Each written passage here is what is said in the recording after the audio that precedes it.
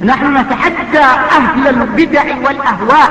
أهل البدع العقائدية وأهل البدع السياسية. نقول بيننا وبينكم السلف، بيننا وبينكم الكتب. كان أحمد يقول البدع بيننا وبينكم الجنائز. بسم الله الرحمن الرحيم. الحمد لله رب العالمين، وأصلي وأسلم على رسول الله وعلى آله وصحبه ومن صار على نهجه واستقام، وبعد. إخواني، إن شاء الله تعالى وحين كلمات كوبان كأوران دونا خطبة خطيبك إنوغالي جزاه الله خير الجزاء شيخ حسين حسن علي فرائد، وخصة بصن رنتي فريدة الشرعية هي وواجب من واجبات الدين. إن مركان أقول خطبة خطيبك جزاه الله خير الجزاء، waxaa uu runtii inagala hadlay waajib ka mida waajibaadka diinta oo ah biru lwaalidayn, labada waalid in loo samafalo oo waxa weeye wanaagooda iyo waxa sidaa toosan loola dhaqmo, lagana ilaaliyo cuquuqa oo ah kabaa'irta kuwa ugu waaweyn mid ka mid ah oo aan waalidka lagu xadgudbin. arrintaasi buu inagala hadlay. runtii waalidku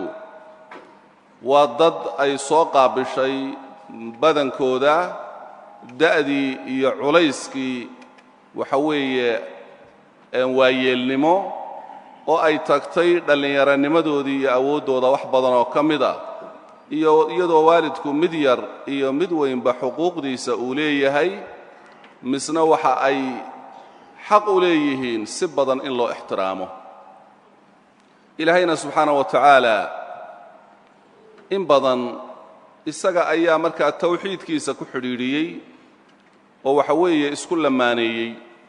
wacbudu اllaha walaa tushrikuu bihi shayئa wabilwaalidayni ixsaana. ilaahay wuxuu tilmaamay ilaahay subxaanaه wa tacaala la caabudo,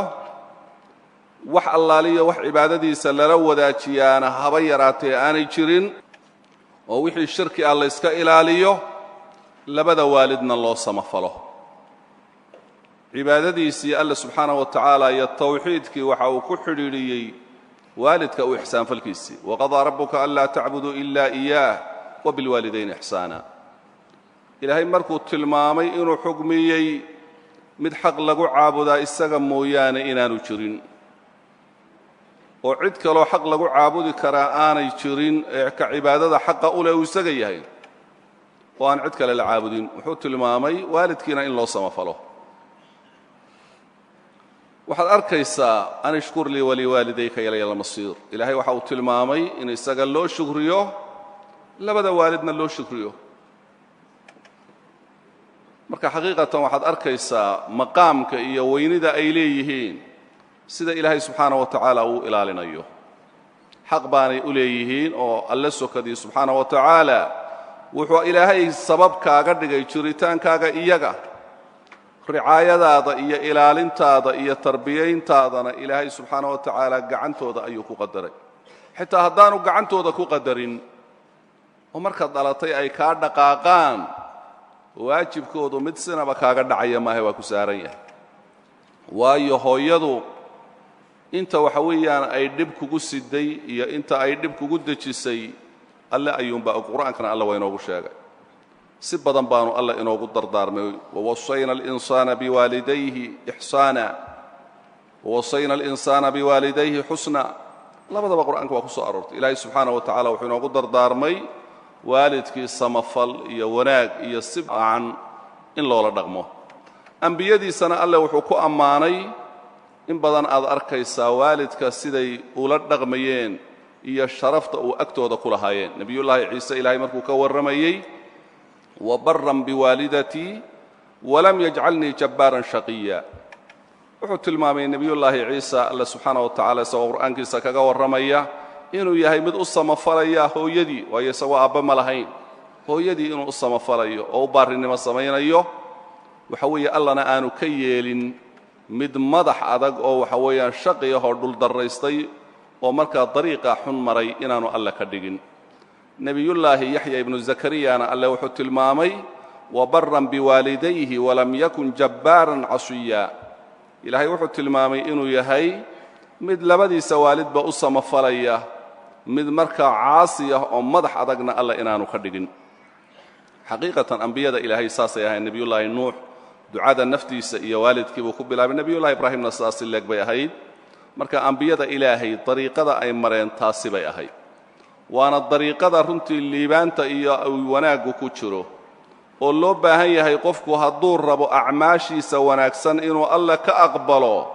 inuu waalidka u samafalo waayo ilaahay subxaanaه wa tacaala dardaaranka uu waalidka u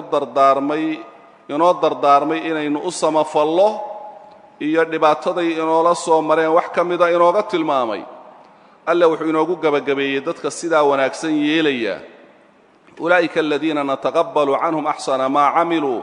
wanatajaawasuu can sayi'aatihim fii asxaabi اljanna wacda asidqi aladii kaanuu yuucaduun ilaahay waxa uu tilmaamay kuwaasi waa kuwa aannu acmaasha wanaagsanee ay sameeyeen ka aqbalayno kuwa waalidka u samafalaa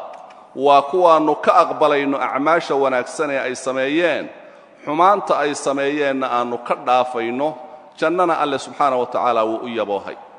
marka waxaad ogaanaysaa waalidka markaad u samafasho camalkaaga saalixaahi inuu markaa yahay mid u bandhigan in ilaahay subxaana wa tacaala kaa aqbalo xumaantii aad samaysayna sababta birigaa waalidaynka inuu alle kaaga dhaafo waxay tilmaamaan ahlulcilmigu haddaad doonayso mustajaabu ducaa inaad noqoto mid ducadiisa la ajiibo dariiqyada lagu helo waa ka mid inaad noqoto waalidkaaga mid u samafala waayo nebigu sala allahu alayh wasalam markuu tilmaamay uwaysunulqarani taabiciga la yidhahdo uwaysunulqarani oo khayru الtaabiciin waxa uu tilmaamay inuu markaa yaman ka iman doono nin markaa waxa weeye uu markaa nebigu faray sala allahu alayh wasalam cumar ibnu khadaab haddii uu la kulmo inuu u duceeyo inuu ka dalbado cumar ibnu khadaabna nebiga iyo abibakar dabadood ummaddankii ugu khayr badnaa weeye misna nebigu wuxuu amray hadduu la kulmo ninkaa inuu ka dalbado inuu u duceeyo qolada uu soo raaci doono iyo gurmadkuu soo raaci doono iyo qaabkana nebigu waa tilmaamay waxaana uu tilmaamo cillada iyo sababta uu farta ku fiiqay nebigu sala allahu alayh wasalam inuu ninkaasi leeyahay waalida huwa barrun biha hooyo uu u samafalo markuu nebigu sala allahu alayh wasalam inuu baras qabi jiray iyo in yaroo dirham leeganay kaga hadhay iyo waxaa la tilmaamay waxa weeye ninkaasi inuu leeyahay hooyo uu u samafalo marka ahlulcilmigu waxay ka qaateen waxa weeye waxa uu ku noqday mustajaabu ducaa inay tahay hooyadan u samafalaya ee uu baariga u yahay iyo khayraadka kale alle subxaana wa tacaala uu ku manaystay waayo arrinta uu tilmaamay nebigu sala allahu alayh wasalam waa inuu hooyadii u samafalayo marka xaqiiqatan haddii aad doonayso inaad noqoto qof ducadiisa la aqbalo oo ilaahay agtiisa maqaam wanaagsan ku leh waa inaad waalidkaaga u samafasho oo si badan waxa weeye ugu dadaasho samafalkooda waa ta khayrka iyo markaa wanaagga lagu helayo ee addoonku uu ku noqonayo min cibaadihi الsaalixiin addoommada alle ee wanaagsan runtii waalidka waxa weeye nebigu sala allahu alayh wasalam waxa uu tilmaamay waxa weeyaan jannadu inay tahay lugaha markaa hooyada hoostooda inay tahay oo bimacnaa waalidka in laga helayo jannada oo ay kuugu sabab noqonayaan ayuu tilmaamay marka haddaad jannada ilaahay inaad ku guulaysato doonayso waa inaad si badan waalidka ugu samafasho oo u dadaasho macnaheeduna ma aha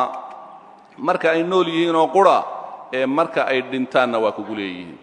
khadiibku kelmad buu markaa inoo ishaaray ku saabsanayd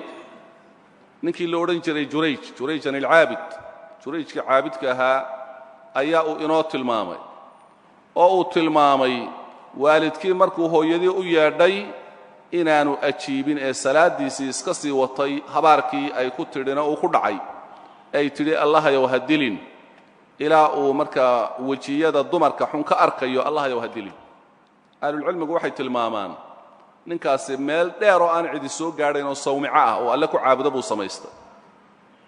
dabadeedna markay hooyadii ma arki karayso way ka dheertahay meelay kori karaysana maaha waa ku dhib halka hoosey kala hadashaada uga dhawaaqdaa yaa jurayj markay tidhaahdo muxuu yidhaahdaa yaa rabbi ummi wa salaatii rabbiyow taloma hooyadii baan u jawaabaa mise salaadaydaan iska sii wataa salaaddiisuu iska sii wadanayay aakhirkii markay habaartayna habaarkii waa ku dhacay marka ahlucilmigu waxay yidhahaan low kaana jurayju faqiihan la ajaaba ummah hadduu jurayj ahaan lahaa nin faqiih ah oo fiqiga siday tahay u garanaya hooyadii buu ajiibi lahaa bal ahlulcilmiga qaarkood xadiiskaa waxay u baabaysteen baabun idaa dacaahu waalidahu wahuwa fii salaati الnafl wajabat calayhi ijaabatuhumaa kani baab wuxuu u yahay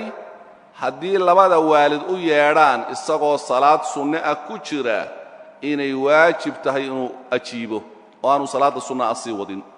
ee intuu ka baxo u dhawaaqo haddaanad markaa islahayn kuma oga inaad salaad ku jirto salaadday ku raalli yihiin oo ku raalli noqonayaan balse salaaddu sunne tahay inaad sii waddo xaq uguma lihid mar haddii waalidku ku yeedhayo waayo addeecista samaan lagu addeecayaa mar haddaanay munkar ahayn waxa weeyaan oo ilaahay macsi laga gelayo aanay kuugu yeedhayn in la addeeca waa waajib laa daacata limakhluuqin fii macsiyati alkhaaliq qofna lagu addeeci maayo waxa weeyaan ilaahay lagaga fogaanayo o lagu caasiyayo laakiin mar haddii waalidkii wuxuu kaa doonayaa samafal iyo wanaag yahay birrigoodu waa waajib sharciya sunne ma aha sidaa daraaddeed ayaa nebiga sala allahu alayh wasalam ninkii waxa weeye ka dalbanayay inuu jihaadka raaco isagoo ilaahay ajar kaga dalbaya xadiiska saxiixaynka uu u weydiiyey labadaadii waalid ma nool yihiin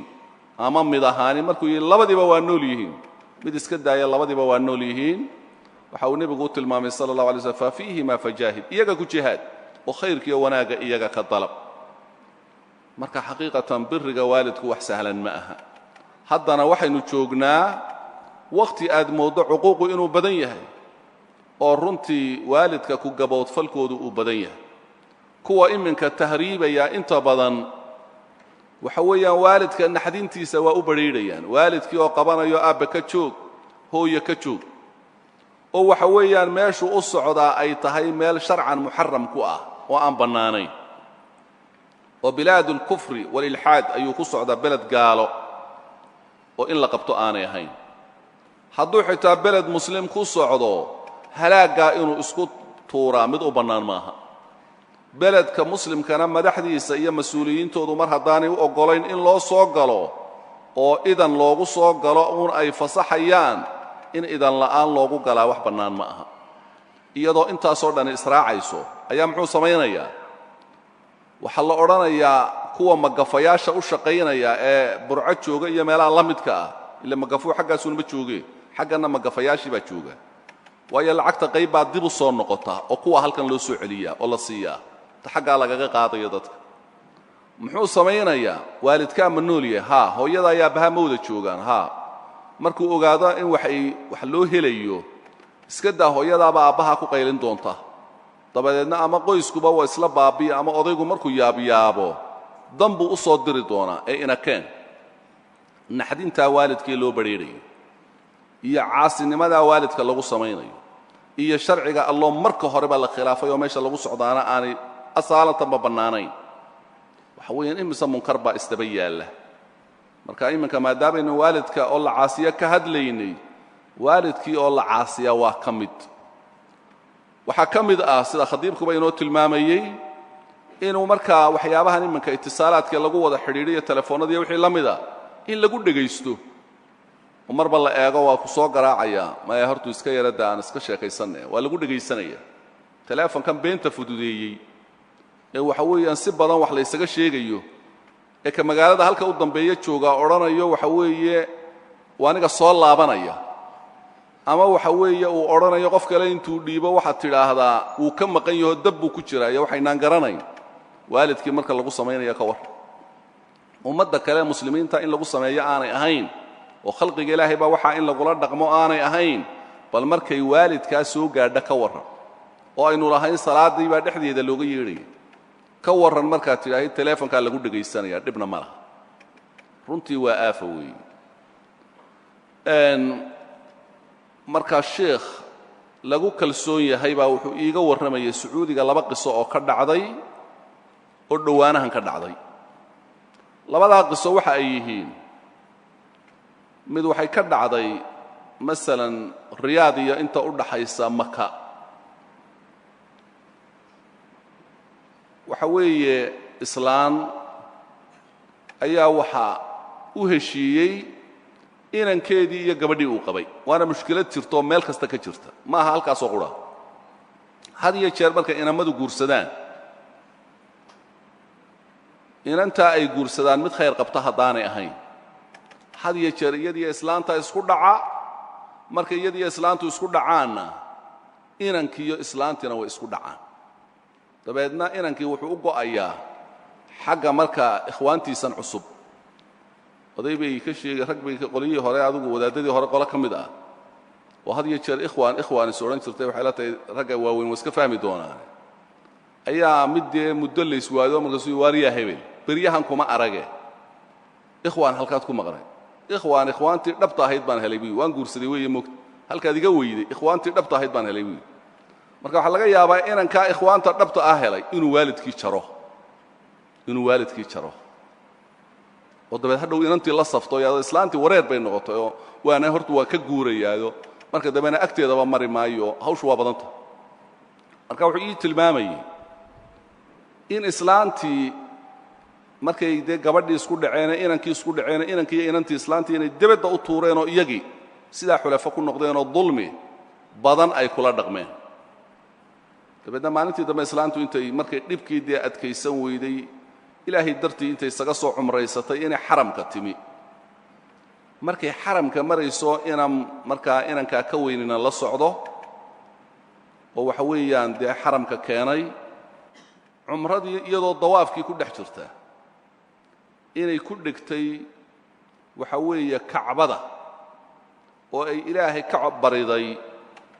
dulmigaa lagu hayo in alla u aargooyo allahya way aargoobayta dabeedna markaa iyadoo dawaafkii ku dhex jirta ayaa inankii telefoon ku soo dhacay waxaa lagu yidhi hadda xaadis dhacay oo shil gaadhay oo hadda dhacay labadii isqabay way ku dhinteen isla daqiiqadiiba islaantii weli way ku jirtaa waxa weeye labadii carruur ahaa ma raaceen buu yidhi oo maya baa leeyahay labadii carruur ahaa ma dhiman inankii wuu iska daayo wuxuu damcay islaantu ha iska dhammaysato cumradeeda dawaafkeeda waxbuu iska siiyo markuu cunto iyo wax siiyey intaa kadib ayuu hooyo inankaagii hebel iyo xaaskiiba warkii teleefonkii markii dhawad ugu soo dhacay waa dhinteen allaan weydiistay bay tii inuu ii aargooyo waana ii aargooye wax dambe aanu noqonayaana ma jiro intaasan kaga hadhayaa bay tii macnaa hadal kaleba uma sii noqon walaa duca ma jirto ilaahay waxaan weydiistay inuu ii aargooyo rabbi waa ii aargooyey bay tii marka runtii ducada waalidka adilada ku sugan waa la og yahay waalidkana la farayo inaanay ubadkooda habaarin marka runtii habaarka waalidku wax sahlan maaha qisada labaad waxay ku saabsanayd kuwaasi waa kuwii cuquuqa iyo ku kacay markaa gaboodfalka ta kale samafalkay ku saabsanayd iyo biriga qisada kale iyaduna sacuudiga ka dhacday gobolkan markaa qasiim waa gobolkii sheekh ibnu cuthaymiin uu joogi jiray raxmatullaahi calayh iyaduna waxa weeye waa qisooyin markaa xaqiiqo ah oo aan mala awaalayn ahlulcilmigii horena qisooyin kuwaa ka daran bay fii kutubihim ku sugi jireen oo ay kaga hadli jireen qisada kale waxay tilmaamaysaa in waxa weeye uu inan hooyadii barbaarinayey oo waxaa leeyahay si wanaagsan ugu samafalayey isagoo weliba faqiir ah dabeedna markii dambe uu cumri gaadhay siduu ugu samafalayey markuu 70 gaadhay ee waxa weeyaan islaantina ay noqotay raq kartoon yar oo kale wax la mida lagu qaadayo laakiin aan maskaxdeedii dhimanin inamadii ka yaryaraayee isaga iyaga xooggoodu joogay ee islaantaasi dhashay ee iyagu ka xoog roonaa 40 iyo wax laga yaabo dee wixii la mid ah almuhim xooggoodu joogay inuu yidhi waryaahe hooyo igu soo wareeji adigiibaa iminka adigiibaa raq taaganata adigii awood ma haysa adigiibaa cid ku xanaanaysa u baahan hooyo igu soo wareeji anigu inta dambe aanu samafale uu yidhi marna dhici mayso kuguma wareejinayo adigaba itaal ma haysidee anigu aan u samafale anaa xoog leh aniga igu soo wareeji uu yidhi ma dhacayso markii laga quustay maxkamadda la isla galay bihadihi alqadiya ya qasiim maxkamadeedii la isla galay dabadeedna maxkamaddii qaadigii waa ka warwareegay labadan qof ee biriga isku haysta anaa u samafalaya iyo anaa u samafalaya laga qaadi maayo dabeedna aakhirkii wuxuu yidhi qaadigii hooyadood ha loo yeedho mar haddii miyirkeedu joogo iyada ha loo yeedho bal iyadoo ha kala xukunto ka haynaya markii waalidkii loo yeedhay islaantii wax la weydiiyey oo xaaladdeedana alla og yahay waxay tilmaantay labadaa anigu inaanan kala xukumayna adaa qaadiyahe aniga labadaba waa dhalay waanan koriyey adaa qaadiye adigu ku dhiiro sharciga ilaahay adaa haya adigu kala xukun anigu waxba ka odhan maayo isagii wuxuu u xukumay kii xoogga lahaa wuxuu yidhi hadday joogto iminka xaaladda aan arkayo waxa laga wada hadlayaana ay tahay qofkaa waalidkee itaalkaa leh ka u saalixa ah ee u habboon dee kaa xoogga leh baa u habboon kan isba itaalkuma dhaamo kumuu qancin xukumkii isagoo sharciga allena u hoggaansamaya oo wuxuu ka yidhaahdo aan garanayn qalbigiisa uma daadegin xukumkii ee intuu albaabka fadhiistay baa wuxuu ku celceliyey uun oo wax kaleba laga waayay hadal kaleba waxay ii diideen oo iga manciyeen jannada gelisteedii bay iga manciyeen maxanaa sababkii iyo dariiqii aan jannada ku gelayey oo kuwaa iska kay hortaagay wax kaleba warbad ka kac meesha may jannada gelisteedii bay markaa ii diideen jannada gelisteedii bay ii diideen bal markaa labadaasi intay isu jiraan midna birul waalidayn buu sidaa ugu ordayaa maxkamada ku gelayaa oo laysku haystaa labadii ubad ahaaba qaarna saasay u dulminayaan runtii dulmigaasina weliba had iyo jeer ragga xaasas kale iyo waalidka ka dhexdhacaana ilaa xad wuu badan yahay waxaa habboon qofku inuu garto ubadkiisaa yaryar siduu ugu naxariisanayo ee u jecel yahay iyana inay u tudhaanoo u naxariistaan inuu xasuusto kii soo koriyey الله سبحانه وتعالى القرآن كم حنا قبوريي إما يبلغن عندك الكبر أحدهما أو كلاهما فلا تقل لهما أف ولا تنهرهما وقل لهما قولا كريما واخفض لهما جناح الذل من الرحمة وقل رب ارحمهما كما ربياني صغيرا هدي متكود أكتاد كوينادو أما لبدو بأي كوينادان وحلا يراهدو كلمة أبوه سيسو أفأه إناد كيرا يخيخ صوتاها كو أرن